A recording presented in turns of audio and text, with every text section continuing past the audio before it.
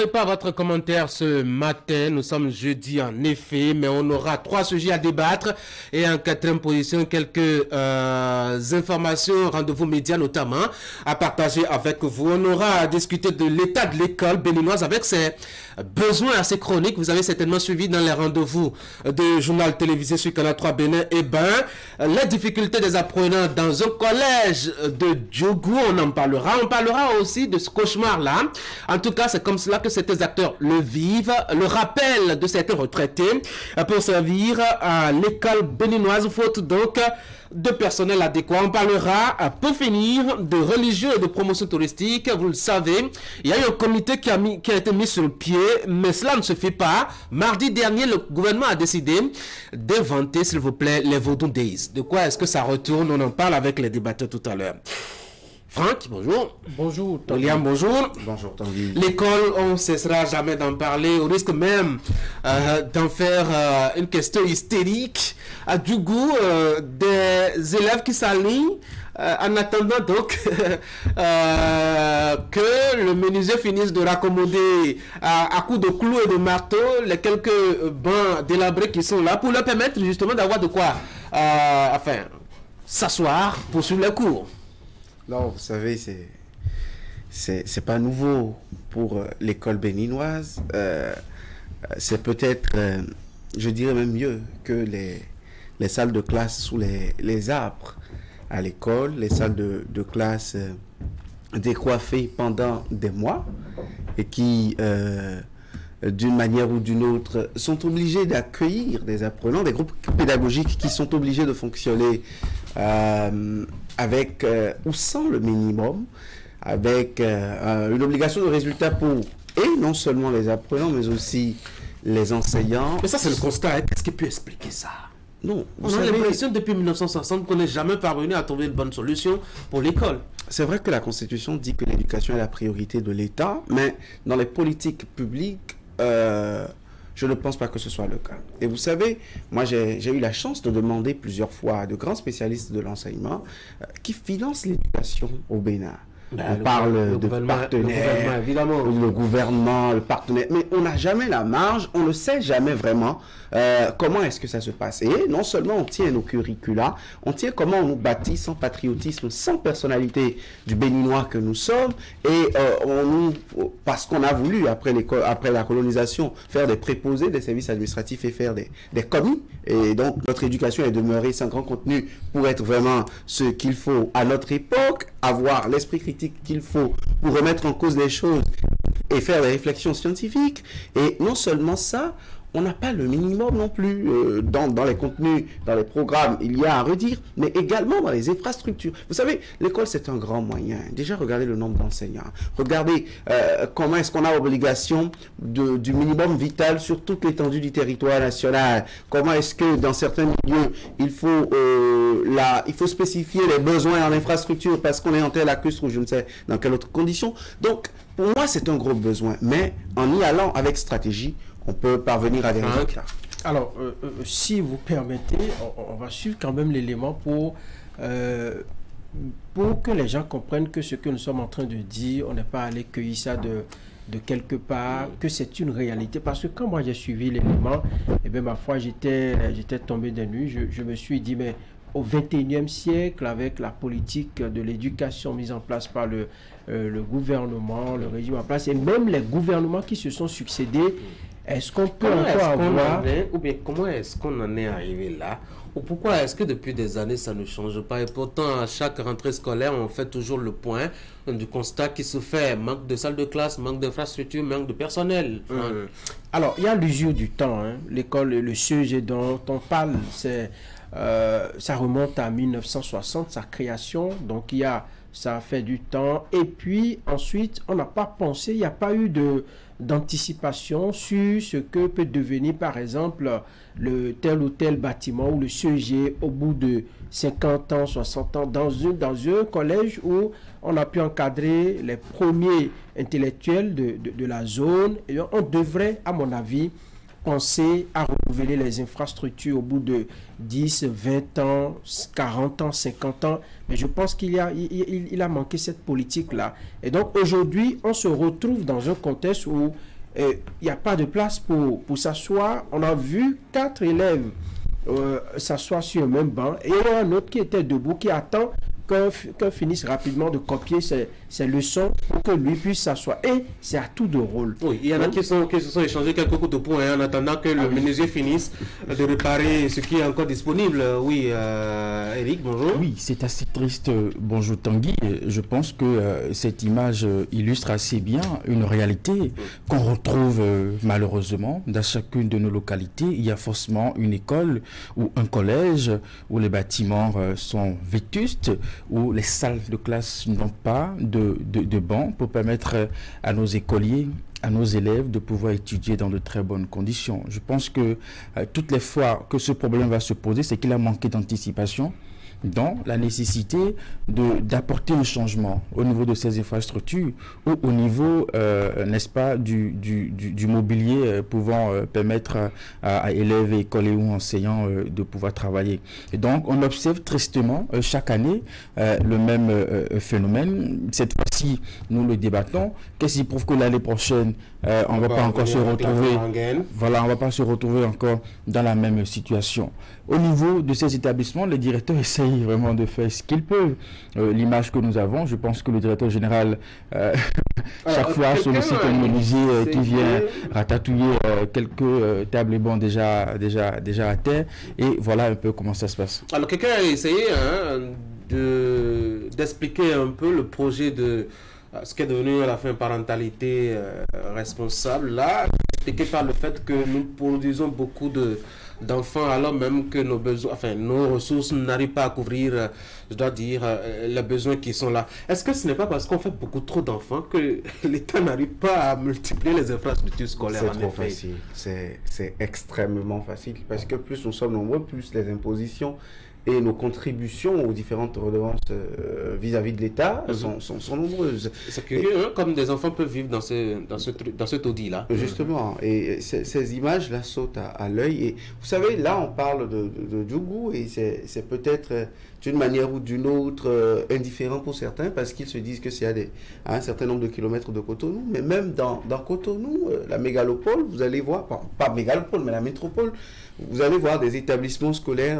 qui manquent du minimum, qui manquent d'un peu de tout comme ça. Des salles de classe décoiffées, comme je le disais il y a un instant. Vous savez, comme nous en parlions sur cette histoire, cette affaire, ou cet argument du nombre que nous faisons, non, moi je pense qu'un État, c'est la prévision. Gouverner, c'est prévoir. Gouverner, c'est s'assurer d'une manière ou d'une autre de la croissance démographique. D'abord, ils vous diront, dans leurs différentes explications, que la vitesse de la démographie dépasse les courbes, les prévisions, et que c'est pour cela qu'il faudrait limiter les naissances d'une manière ou d'une autre. Ce qui est logique quelque part. Ce qui est logique quelque part, c'est... Mais l'État, ailleurs, les gens n'ont pas arrêté leur naissance quand ils avaient le niveau de développement qui est le nôtre. Ailleurs, les gens ont solutionné les problèmes de l'éducation plus facilement. Quand on était moins nombreux, qu'est-ce qu'on a fait? Est-ce qu'aujourd'hui, les problèmes comme ceux-là persistent ou existent parce qu'à l'époque, on avait satisfait antérieurement ces problèmes, et c'est le débordement démographique qui a fait, d'une manière ou d'une autre, qu'on en est arrivé à ce constat, ou plutôt nous traînons des constats comme ceux-là depuis des siècles. Les situations s'enlisent et la paupérisation elle est galopante. Moi, je pense d'une manière ou d'une autre que nous devons être davantage responsables. Certains éléments d'analyse et d'appréciation de certains problèmes, comme les problèmes d'éducation, les problèmes de santé. Je ne pense pas que parce que aujourd'hui, vous voyez combien le privé absorbe. Vous voyez, est-ce que il ne faut pas songer peut-être à rendre l'école payante, tout au moins le public, parce que quelque part, le constat il est là, Franck, que l'État a de la difficulté vraiment à assumer les charges qu'implique justement la scolarisation de ses enfants. Oui, avant d'en venir à votre question, pour corroborer un peu ce que William a dit, ailleurs, les gens limitaient les naissances, et à un moment donné, la population était très vieillissante. Donc, ils ont été obligés de relancer les choses parce qu'ils se rendent compte qu'au bout de quelques années après, ils n'auront pas de la main d'eux, et c'est cela qui a amené d'ailleurs beaucoup d'Africains à aller dans certains pays européens, par exemple, pour relancer la machine. Pour donner un coup de main et pour en griffe les enfants aussi. Alors, moi je pense qu'au moment même où on payait à l'école, le problème se posait. Ça veut dire que ce n'est pas un problème de payer l'éducation, payer pour aller se faire instruire. Non, ce n'est pas le problème. Le problème, c'est au niveau de la politique de nos États. Parce que... Elle a quoi de...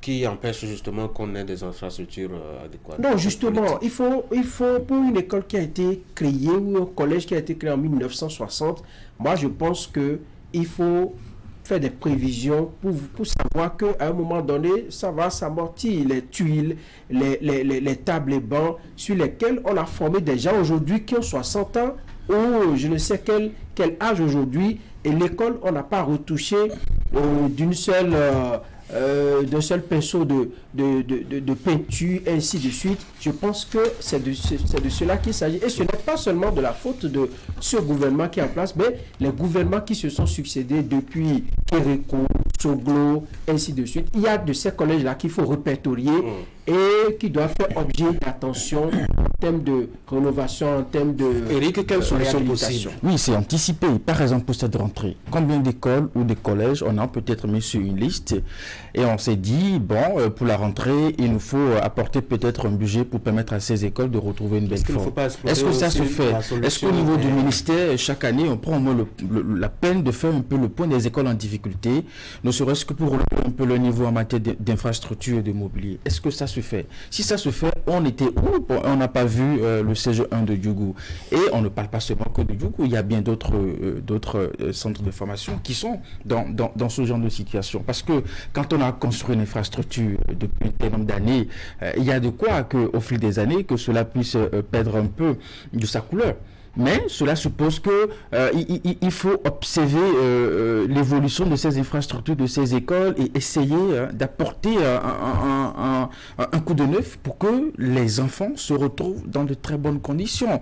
On ne peut pas me dire que cela a échappé à la vigilance des différents responsables chargés de l'éducation, que ce soit au niveau local, mais aussi au niveau national, pour que aujourd'hui des enfants se retrouvent dans ce genre de conditions. Quand un parent va décider de ne pas envoyer son enfant dans ce genre de conditions, on dira certainement que ce parent n'a pas envie que son enfant aille à l'école. Le problème, il est là. On peut, dans l'anticipation, on peut trouver déjà quelques petites solutions en attendant peut-être un grand financement qui va peut-être vouloir reconstruire tout le collège. C'est parce que nous demandons. Si tant est que ces écoles sont dans cet état, je pense que on peut essayer de faire quelque chose dans la mesure du possible pour que l'école puisse retrouver vie. Est-ce qu'il ne faut pas reprocher l'absence de collectivités locales aussi? Quand je parle de collectivités locales, ne pensez pas tout de suite à la mairie. Les populations à la base, elles devraient être aussi solidaires. Il ne faut pas seulement pouvoir se cotiser de l'argent pour enterrer un parent défunt. Il ne faut pas seulement se cotiser de l'argent pour coudre les tenues. Mais vous savez, le parent, oui. Enfin, pour ce que moi je sais, ne peut pas se cotiser. Oui, mais ça se fait déjà quand vous allez aujourd'hui quand vous allez déjà même dans nos écoles, dans nos collèges, vous avez des associations de parents d'élèves qui se mobilisent financièrement pour payer peut-être le salaire pour le seul enseignant du village, se mobilisent peut-être pour aider l'enseignant à avoir de quoi manger pour rester dans ce milieu-là et étudier. Vous en avez qui aident déjà, qui franchement participent à la vie de l'école. Moi, ça me fait triste. Moi, ça me fait triste vraiment d'entendre souvent qu'on attend des partenaires techniques pour construire des salles de classe. Alors même qu'ils en profitent, ces partenaires, pour glisser des choses qu'il ne faut pas enseigner à nos enfants dans les programmes, avec tout ce qu'on a désormais, la polémique liée justement à la sexualité et l'homosexualité la dernière fois. Justement, vous savez, qui tient votre financement vous tient. Et si, pour un pays comme les nôtres, où on doit bâtir des patriotes, bâtir des développeurs en raison de notre niveau de développement, c'est d'ailleurs que vient le financement de notre école, c'est que notre école est calquée à un modèle qui peut ressembler à tout sauf à nous-mêmes.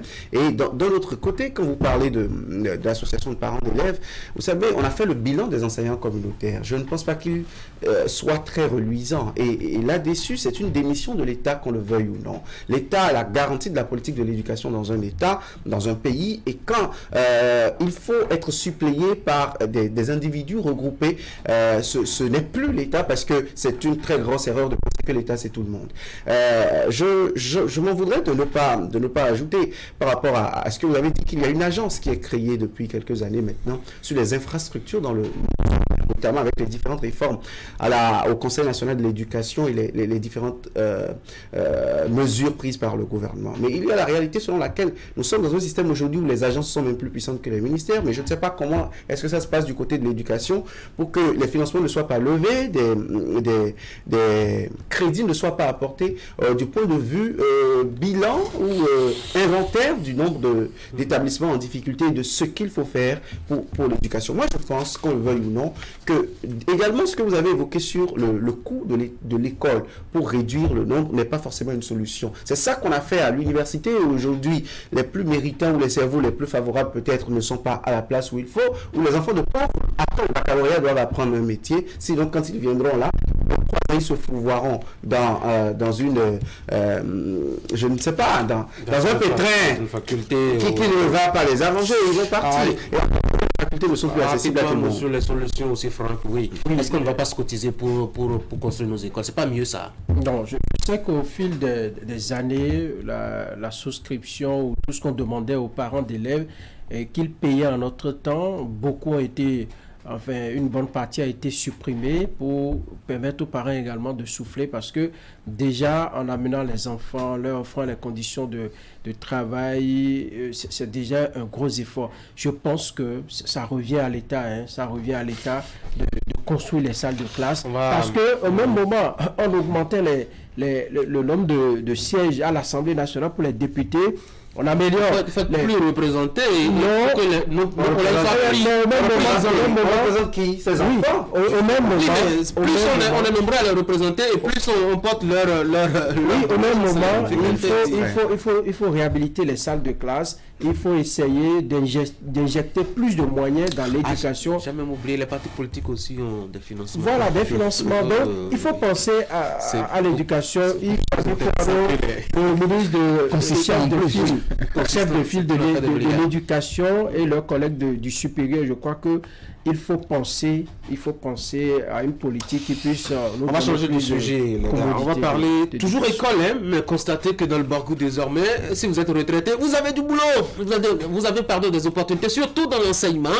On vous permet de revenir voir la tête de vos anciens apprenants. William, quand on n'a pas le choix, c'est qu'on n'a pas le choix. Non, mais vous savez, je pense que cette déclaration est partie de Boycon, un peu avant la fin du week-end dernier, quand le ministre Kwaro-Yves Chabi expliquait que dans certaines disciplines précisément, je crois qu'il a été assez... Mathématiques, sciences physiques. Mathématiques, sciences physiques et français, qu'il y a un grand déficit de l'enseignement. C'est pour cela que moi, on me donnera toujours raison de penser que la thérapie des AME a été mal pensée pour solutionner le problème du manque d'enseignants. Aujourd'hui, des enseignants à la retraite sont sollicités. Quelque part, il y a un tout petit avantage qu'on pourrait voir. Ce sont des personnes accomplies, dont l'expérience n'est pas à remettre en cause. Ils ne sont pas sortis fraîchement de l'école normale ou des universités de facultés classiques. Et donc, retourner en classe, c'est s'assurer de ce que les apprenants apprennent. Mais par contre, ils n'ont plus l'énergie qu'il faut, ils n'ont plus la force physique, ils n'ont plus les ressources. Ils ont servi l'État pendant un certain nombre d'années. Et on sait que, surtout dans le métier d'enseignant, on ne fait pas 30 ans. On fait souvent au-delà avant d'aller à la retraite. Des gens qui sont aujourd'hui amortis d'une manière ou d'une autre. Qu'est-ce qui empêche? Est-ce que vous allez me dire qu'à l'école normale supérieure à Nati Tengou et à la faculté des sciences et techniques de l'université d'Abomey-Calavi ou à Parakou, ou à l'Institut de mathématiques et de sciences à Adangbo, et il n'y a pas aujourd'hui un vivier de jeunes capables d'aller à l'état de la pédagogie. Il n'y a pas encore l'expérience et il ne faut pas envoyer n'importe qui dans les salles de classe. L'État recrute des enseignants. L'État, dans une politique normale, recrute des enseignants, les envoie en formation. Je pense qu'aujourd'hui, si on lance un concours normal, non pas AME, un concours normal pour recruter les enseignants, il y en a dans cette discipline. En lettres, ils sont pleins à l'université d'Abomey-Calavi, en linguistique, en didactique du français. Et je pense que c'est le cas dans la plupart des universités publiques de notre pays. On va permettre à Eric de se prononcer. Je note, c'est pas une une fuite de responsabilité dans cette approche de l'État. J'ai rien contre le fait que des personnes qui ont déjà servi la nation, dont l'espérance n'est plus à être démontrée, de revenir à nouveau dans les collèges, essayer encore de voir dans quelle mesure ils peuvent encore aider nos jeunes frères, nos jeunes sœurs. Mais je pense qu'au même moment où on crie vive la jeunesse, nous pouvons encore vraiment essayer de trouver des compétences de jeunes, ne serait-ce que pour aider nos jeunes enfants. Mais moi, je ne sais vraiment pas, est-ce qu'on n'a plus la possibilité vraiment de recruter de jeunes capables de retrouver les salles de classe pour enseigner en maths ou en physique? Enfin, est-ce que c'est vraiment ça? Est-ce qu'on a vraiment essayé de chercher, on n'a pas trouvé? C'est pour ça qu'on veuille encore aller solliciter nos seniors qui jouissent paisiblement de leur retraite. Oui. Moi, je me pose la question. Comme l'a dit William, si on identifie, je pense qu'on va en trouver. Ou soit, l'État n'a vraiment pas les moyens de s'engager à nouveau dans un recrutement. Comme le souhaite William, et est obligé encore d'aller récupérer... Oui, pas qu'on dise, ces retraités, ils ne feront pas le job ce sera pas le même prix. Bon, ce ne sera pas le même prix, certainement. Ah oui? Si on donne bien 1500 l'heure, ils seront payés à 500 ou à 600 francs? Moi, lorsque je lis un peu l'objectif de...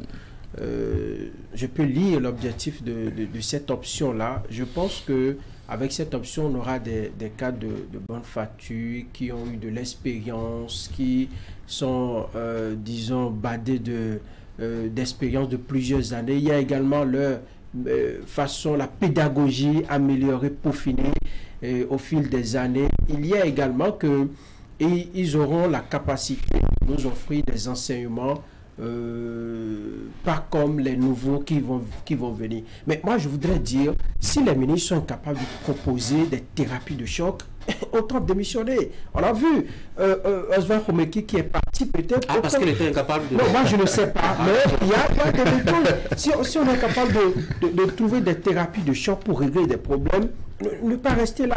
Tantôt, on nous a parlé d'AME, on n'a pas fini de régler. Maintenant, on veut faire appel aux retraités. C'est vrai que moi, j'ai du mal parfois à voir certains enseignants partir. On les laisse, ils vont chez eux un matin. Vous voyez dans les annonces nécrologiques, on dit qu'ils sont pas... Alors que ce sont des monuments. Ceux-là, il faut les recruter dans des écoles, recruter des jeunes pour qu'ils puissent transmettre leur savoir à ces jeunes-là qui vont les remplacer. Mais qu'on aille chercher encore ces vieux-là qui ont travaillé, qui ont envie. Il y en a qui sont partis de leur propre gré, hein, qui ont dit, écoutez, j'en ai marre, je suis fatigué de voir des têtes d'écoliers, d'élèves, il faut me laisser partir. Et ils sont partis 2 ans ou 3 ans avant la retraite et personne n'a pu les empêcher parce qu'ils sont effectivement fatigués. Donc on a eu les chercher maintenant pour les amener dans les salles de classe. Mais c'est la nation qui a besoin d'eux. Non, moi la nation vous fait appel, vous avez l'obligation de répondre. Ils ont servi. Il a tout dit. Il y a des enseignants qui sont formés, il y a des jeunes qui sont formés. Les parents ont investi sur ces enfants-là qui sont allés dans des écoles. Pour se faire former, on peut recycler, on peut leur donner plus de formation. Rapidement, très souvent là, oui. Vous savez, il y a un grand découragement aujourd'hui quant à l'entrée à l'école normale. Parce qu'on pense que la fonction enseignante n'est plus la même chose aujourd'hui. Quand 4-5 ans après avoir découragé les gens à ça, ou des gens ont le BAPES et n'ont même pas envie de continuer en CAPES et veulent faire de master professionnel pour se chercher et se sortir d'affaires, pas dans un contexte comme celui-là qu'on vient dire qu'il y a pénurie d'enseignants parce que soi-même, on a travaillé à ne pas donner beaucoup d'envie à de jeunes apprenants d'aller à l'école normale. Quand on lançait les concours d'école normale dans les facultés classiques se vidaient. Aujourd'hui, ce n'est pas le cas. Et même l'entrée directe après le baccalauréat, aujourd'hui, vous avez vu récemment les différentes notes sorties, les effectifs. Je pense que les écoles normales ne sont plus le prestige qu'il faut. Ce n'est plus la garantie à l'emploi. Ce n'est plus la garantie à un emploi sécurisé après avoir fait 5 ans d'études, de formation. Et aujourd'hui, je pense qu'on n'a pas à pleurnicher sur le fait qu'on n'a pas d'enseignants dans certaines disciplines. C'est quand même triste. C'est-à-dire qu'il n'y a rien qui aille au niveau de l'école. Il n'y a pas d'infrastructure, il n'y a pas d'enseignants. On a fait appel à des retraités. Et même le contenu est aussi à polémique. Finalement, qu'est-ce qu'elle est devenue notre école, Bobin? Nous avons aussi un problème, et ça nous l'avons évoqué la dernière fois quand on abordait le sujet des approches par compétences et puis tout. On a un sérieux problème au niveau de notre éducation, et je pense que là-dessus, même les acteurs eux-mêmes en sont conscients. Ceux-là qui sont sur le terrain, dans les salles de classe et qui enseignent à nos enfants, savent qu'il y a problème. Et je pense que il faut vraiment peut-être aller vers le problème qu'on a au secondaire aujourd'hui, repenser l'éducation. Parce qu'on a fermé l'école normale, des instituteurs également, depuis quelques années. Et en ce moment, on fera encore le débat de faire appel à des instituteurs partis à la retraite. Oui, mais désordre, enfin, le désordre qui régnait de la formation, parce que n'oubliez pas, il y avait des écoles normales d'instituteurs qui formaient parfois à l'emporte-pièce, même au rabais, etc. Vous avez des instituteurs qui sont qui sont formés, dit-on, qui ont le diplôme, etc., mais qui ne peuvent pas tenir une phrase française correctement. Et vous avez des gens qui ne savent pas comment, quelle attitude avoir dans une salle de classe, etc. L'État politique, l'État fait les réformes. Ça fait même partie, Marie-Odile Atala sort cette histoire des écoles normales supérieures. Mais d'autres ministres sont venus après à la tête de l'éducation. Donc, moi, je pense que la question, trouvons des thérapies qu'il faut. Il ne faut pas des décisions à la hâte pour qu'après, on se bat les doigts. Ce n'est pas... Vous savez, quand on a soi-même implémenté certaines réformes, leurs conséquences ne devraient pas nous surprendre. Merci les gars. Allez, on va passer maintenant à ce rendez-vous que j'annonçais, ce rendez-vous média. À partir de ce soir à 21h, vous avez un nouveau programme dans la grille de programme de Canal 3 à Bénin. Ça va être ainsi le cas désormais, en tout cas pour bien longtemps. Nous sommes jeudi et donc vous aurez à partir de 21h une émission d'entretien dont on vous propose tout de suite même quelques extraits. On a parlé de beaucoup de sujets dedans avec l'invité que je recevais. On a parlé du 26 octobre, on a parlé des forces pour un Bénin méchant qui était en congrès avec les griefs qu'il porte désormais et nouvellement à la loi électorale chez nous au Bénin. On a parlé de la démission de Oswald Weki et bien d'autres choses. Je voudrais bien commencer par le sujet lié au 26 octobre 1972. Vous vous rappelez certainement que les militaires prenaient le pouvoir en 72 donc pour décider d'une nouvelle orientation politique du Bénin et en mettant fin, je dois dire, à cette présidence tournante. Ils ont appelé ça le monstre à trois têtes. Cela faisait quelques 51 ans ou 52 ans que cela s'est passé. La semaine écoulée. Alors, qu'est-ce que l'analyste en dit? Voici un petit extrait. Vous intéresserait bien, on a célébré récemment la date anniversaire du 26 octobre 1972. Alors, le 26 octobre au Bénin, ça rappelle un peu l'avènement donc du régime militaire à la tête du pays de 1972 à 1989, avant la conférence de 1990. Quand vous voyez un peu le parcours, quand vous voyez un peu le temps qu'on a mis là, est-ce qu'il y a vraiment des souvenirs qu'il faut garder de cette époque-là? Personnellement, je garde beaucoup de souvenirs de cette époque. Parce que je suis un peu comme un enfant de la Révolution. Et avec le recul, j'ai des regrets. Pourquoi? Parce que je pense que nous avons laissé de beaux joyaux derrière nous qui auraient pu être de belles parures, quoi. Qui viennent de la Révolution? De la Révolution. Lesquels? Vous savez, moi j'avais 10 ans. Quand on m'a fait faire la première formation patriotique, idéologique et pré-militaire. On est venu m'arracher à mes parents pendant 15 jours pour m'enseigner la discipline, pour me donner le sens du patriotisme. Et j'ai été formaté pratiquement à ce moment-là parce que depuis, je ne suis plus le même homme. Je ne suis pas le même homme que j'aurais pu être si je n'avais pas fait cette formation. Allez, tout à l'heure, on va suivre aussi un extrait lié justement à ce congrès des forces pour un Bénin émergent. Mais rapidement, un tour de table. Le 26 octobre 1972, avec tout ce qui a suivi après, la formation patriotique, civilo-militaire et tout ce qui va avec. On va retourner à cette école. C'est pas mieux ça, Franck? Ah ben non, on ne va pas retourner à cette école. Mais on peut y faire un tour, on peut voir les valeurs qui avaient été développées, des valeurs qui avaient été promues et les intégrer peut-être à notre habitude aujourd'hui parce que si vous observez bien, ça fait un peu désordre aujourd'hui lorsque les gens comme William, excusez de peu, parlent tout le temps du droit de l'homme, ainsi de suite. C'est un peu besoin de il fait la je sais que vous le chahutez. Je sais que vous le chahutez. chaque matin par Vous n'êtes pas sincère. Avant, il y a des choses qu'on ne pouvait pas faire. L'État était... Vous pensez que c'est vraiment, plus sérieusement, vous pensez que c'était vraiment normal ça? Non, ce que je dis, il y a des limites. Il y a des limites. Lorsque vous voyez des gens aujourd'hui où la place publique, vous devez tous rester prendre de l'air, des gens viennent faire des activités bizarres, ils viennent pour faire pipi, et dans la nuit même, ils viennent jeter des ordures. Dans le temps, vous ne pouvez pas faire ça. Alors que l'État investit dans des sociétés qui viennent ramasser. Oui, mais même aujourd'hui, vous ne pouvez pas faire ça. La loi vous l'interdit clairement et vous avez des... Non, aujourd'hui, c'est que punitions. Il y a des gens, lorsque vous les voyez, vous dites, monsieur, ce que vous faites, c'est pas bon. On va dire, c'est ton papa qui a les lieux. Dans le temps, on pouvait vous prendre et vous fesser. En même temps, sur place. On pouvait vous fesser. Aujourd'hui, il y a droit de l'homme. C'est même pas mieux de lui. Je n'avais pas envie de répondre à Franck. Vous savez, il y a que à ce système de l'époque, encore que nous parlions d'éducation avant Ça d'avoir... me rappelle, avant que vous poursuiviez, ça me rappelle cette interview du Bélier de Tendy, et je crois que c'était à l'issue, enfin, pendant la conférence nationale, où je crois qu'il a vraiment été remonté par quelques propos tenus à l'occasion. Il disait, ben, vous voyez, la démocratie vraiment, elle est bizarre, et sinon à une autre époque, on serait allé le chercher rapidement pour que se remettre de ses idées et qu'il mette beaucoup d'ordre avant de reprendre la parole. Oui, William. Justement, vous savez, on parlait d'éducation justement avant ce sujet. À l'époque, on avait refusé l'éducation coloniale. Ok.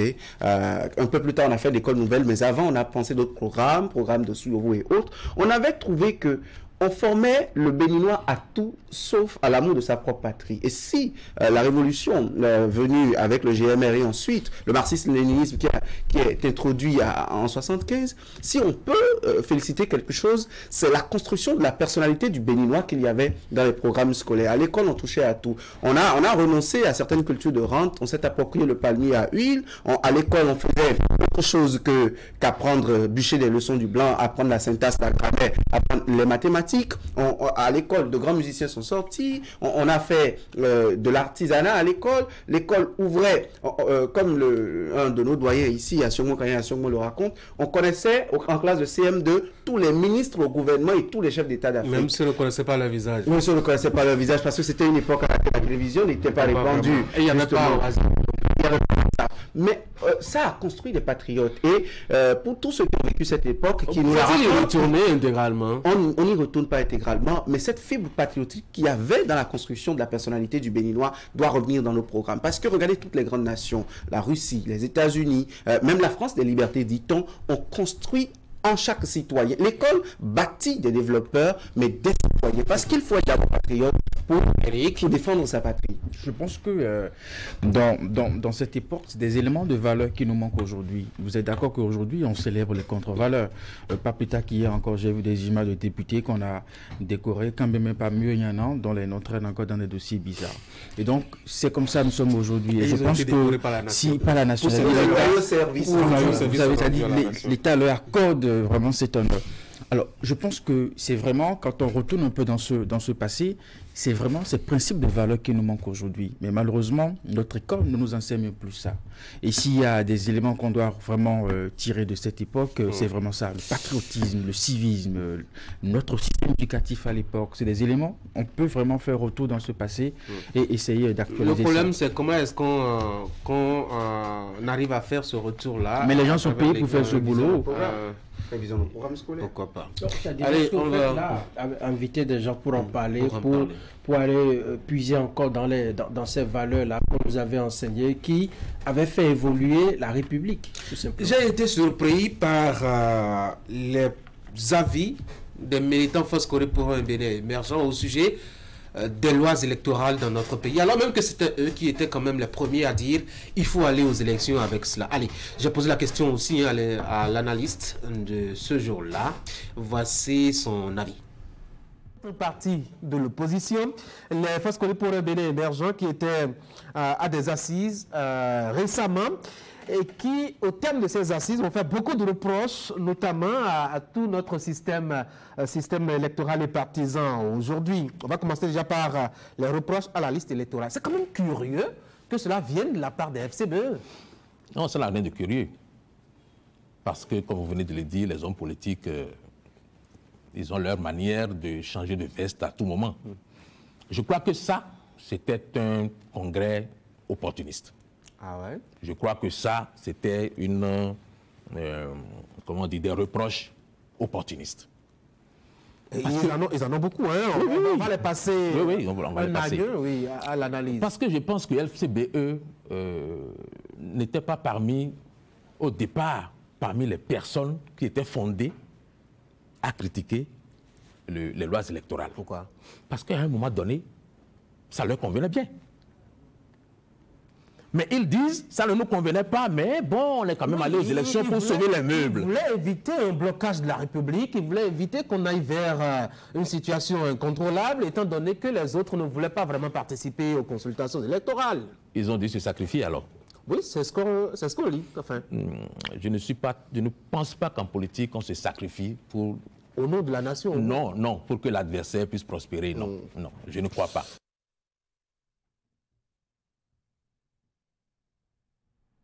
Voilà donc le propos tenu donc par l'invité, M. Oké, qui est quand même analyste politique, faut-il dire. Il a longtemps servi dans la presse béninoise. Il a été journaliste au quotidien Le Matinal, au fort temps donc du grand douanier, devenu maintenant député à l'Assemblée nationale sous la bannière Bloc républicain. Vous savez de qui je parle? Charles Toko. Allez, ça vous dit de dire deux mots là sur sa position là, William? Oui.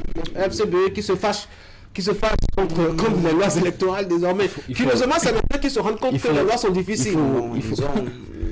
Ils ont tout fait de partir sous les investissements peut-être populaires, mais ils ont aussi tout fait de trouver que les autres ont dû faire comme eux, donc ils étaient des modèles, donc ils n'ont pas dans tout l'idéal du modèle qui sont aujourd'hui à rebrousser chemin. Ils doivent maintenir la dynamique, accepter toujours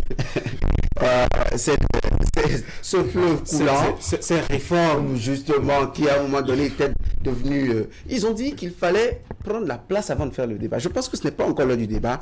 Qu'ils soient toujours dans la place, le temps de réfléchir à comment est-ce qu'ils prendront les choses. Alors, Diou est venu par ici pour dire comment est-ce qu'on peut comprendre qu'une seule personne rafle tous les parrainages. Ben, ça fait partie aussi, je dois dire, des règles, non, Franck? Oui, des règles dont ils ont connaissance depuis des années. On dit que celui qui appelle la pluie, ou l'oiseau qui appelle la pluie, ne manquera pas d'être mouillé. Et l'autre a dit, le célèbre Hegeman a dit, le balayeur, balayer.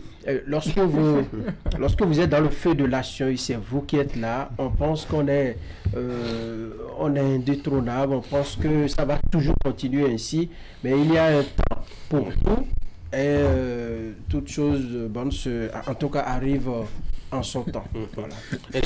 Ben, écoutez, il faut vivre longtemps pour voir une chose de son contraire. Et c'est ça aussi là le problème de nos partis politiques, le manque de constance. Bon, ça va, ça vient, on observe et la vie évolue. C'est bien triste. Allez, mesdames et messieurs, cette émission, prenez le rendez-vous, elle passera pour la première diffusion à 21h. Vous avez d'autres sujets qui seront abordés. La démission de Zoualomé, qui par exemple, qu'est-ce qu'il faut y comprendre? Notre invité n'est pas très sûr de cette affaire donc de démission. Il pense plutôt qu'il s'agit d'un renvoi et surtout... d'une façon élégante. D'une façon élégante, justement, d'expliquer quelqu'un. Alors, comment est-ce que ça va se passer? Oui, vous suivrez ça à 21h. Il vous parlera aussi de Boni Yahi et de son retour en griffe sur l'arène politique nationale depuis le Congrès du Parti Les Démocrates. Il y a bien d'autres sujets qu'on a abordés. Ça vous plairait bien vraiment à partir de 21h. Les gars, merci beaucoup. Merci. Bonne journée. Mesdames et messieurs, voici la revue de presse pour finir. Arthur Maté.